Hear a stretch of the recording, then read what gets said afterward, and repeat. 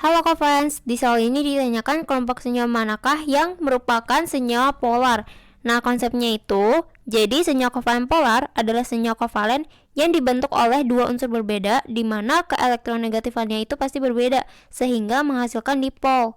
Sedangkan senyawa kovalen non-polar itu senyawa yang biasanya dibentuk oleh dua unsur yang sama. Nah, elektronegatifannya ini pasti sama.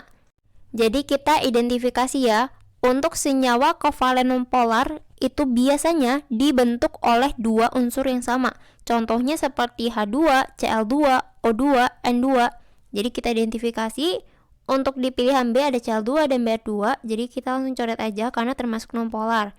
Lalu untuk yang C juga ada H2, O2. Lalu untuk yang E juga ada Cl2 dan N2. Jadi kita langsung coret aja. Nah, kalau kita lihat sebenarnya di pilihan A dan D di sini ada perbedaan yang signifikan. Di mana untuk di pilihan D ini ada yang merupakan ikatan ionik. Ikatan ionik itu dibentuk dari unsur logam dengan unsur non-logam, karena Mg itu merupakan unsur logam dan O itu merupakan unsur non-logam.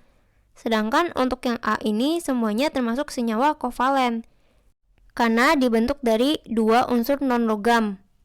Nah, kita buktikan saja ya untuk pilihan A.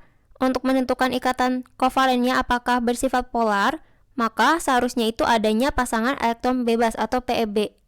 Jadi bisa kita gambarkan ya untuk struktur Lewisnya. Di sini udah ada nomor atomnya, maka kita cari dulu untuk elektron valensinya. Jadi kita cari konfigurasi elektronnya. H itu 1, Cl itu konfigurasinya 287. Untuk Br konfigurasinya itu 2, 8, 18 dan 7. Lalu N itu konfigurasi elektronnya 2 dan 5. Untuk O itu 2 dan 6. Nah, elektron valensi itu kan jumlah elektron pada kulit luarnya. Jadi H itu 1, Cl itu 7, Br-nya 7, N 5 dan O-nya itu 6. Nah, untuk HCl, jadi kalau kita gambarkan struktur Lewisnya akan menjadi seperti ini. Jadi di sini adanya ikatan kovalen ya. Kalau kita lihat ini termasuk senyawa polar karena ada PEB-nya. Nah, kita lanjut untuk yang HBr.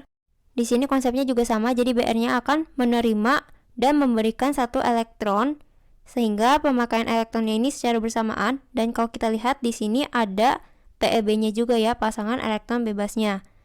Kita lanjut untuk NH3, penggambaran struktur Lewisnya, yaitu seperti ini. Dan kalau kita lihat di sini juga ada PEB-nya. Dan ini juga merupakan struktur Lewis dari H2O. Kalau kita lihat di sini ada PEB-nya juga ya, jadi termasuk polar. Maka yang A ini sudah paling tepat. Sekian, sampai jumpa di soal berikutnya.